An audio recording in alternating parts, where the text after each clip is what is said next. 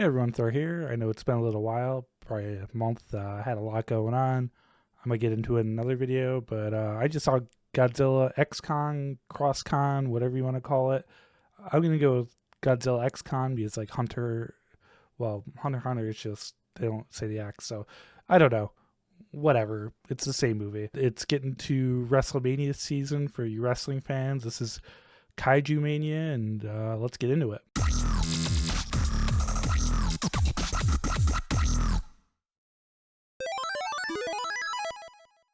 I've been battling a cold as well. I'm probably gonna sound like off. My voice is shot, but we're gonna power through this. I have to.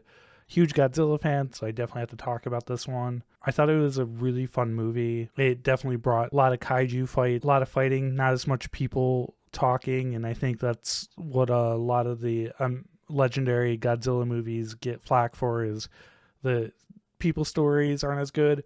It's unfortunate it follows Godzilla minus one, which knocked it out of the park with the human story, which is arguably one of the best Godzilla movies ever. This movie had a tough act to follow. It's also definitely follows Kong a lot more than it does Godzilla. Godzilla kind of runs through a few other kaiju, powers up, kind of like Dragon Ball Z, like, you know, Kong's like Goku or Vegeta, and Godzilla's the other one that's going to the hyperbolic time chamber. One's just kind of holding the ground, and the other one's powering up to even the fight. This is definitely Kong's movie. It was good though. Gave him a good story. He found some family. He found others like him, what he's always been looking for. It's definitely less characters, which I think these movies really need. Sometimes they put too many characters. There's like 30 minutes where there's just no talk. It's just Kong reacting and going on this journey. He finds this like he's kind of like a little Scar, but like, you know, from the other tribe or whatever they are. At first he's kind of like Gollum. He tries getting Kong killed a bunch, but then Kong like feeds him and he befriends Kong and helps Kong out later. So it's a good little arc there that they throw in there. The trailer, that Infinity Gauntlet to power up, and that's his power up, and they give good reason to give it. Cures frostbite, so that's an interesting way they resolve that issue, but it works. Godzilla just goes nuclear and turns pink, as we've seen, and he's just a powered up pink version of Godzilla. Godzilla's awesome as always.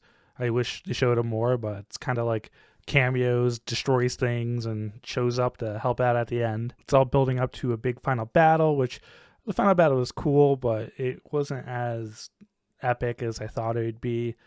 Honestly, I think Godzilla vs. Kong was a better movie than this one. This one's, fun to watch. It adds on to what Monarch put out there. I haven't finished Monarch yet, but from what I'm seeing, they mentioned a few other Titans, and they're definitely building this expanded universe. But yeah, even some of the people they meet don't even talk. So I think eventually there's just going to be no talking. It's just going to be a bunch of monsters fighting each other and reacting. As long as they don't give the monsters subtitles like they did in some of the early Godzilla movies. But what this movie did do well is it reminded me of the Showa era of Godzilla, where Godzilla would team up. He'd team up with Jet Jaguar and Rodan to fight Ghidorah, or destroy all monsters. They all gang up on Ghidorah, and he's always teamed up with other kaiju. It's always fun when he does, and seeing the monsters interact and almost humanize is really cool. The best parts of this was Kong exploring Hollow Earth, and we're seeing more of that, how it goes deeper, and there's definitely probably other Titans they could come across. I think from here, though, they gotta throw something big, like bring in like Space Godzilla or Biollante or Destroya. Any of those would be kind of a cool Toho monster to bring in. Shimo, I think it's called, was an interesting thing, but I was kind of hoping it would be, a Toho monster that they, modified. Shimo was okay. It froze stuff. Godzilla's kind of the opposite. They're kind of the opposite. Like Scar was the opposite of Kong. Shimo was the opposite of Godzilla. Kaiju Pokemon battle. The world's interesting too because Godzilla runs the upper world. Kong is in Hollow Earth, so they kind of keep separate and have their own territory. They have a little fight too, but it's very short and gets interrupted pretty quickly, so we don't get a round two, or not really round two. We don't get a second match really, but not really needed for this. There's plenty of Plenty of fights in this already. Problem with Hollow Earth though is there's no scale, so it's kind of like the kaiju or titans seem smaller because there's just nothing to compare them to.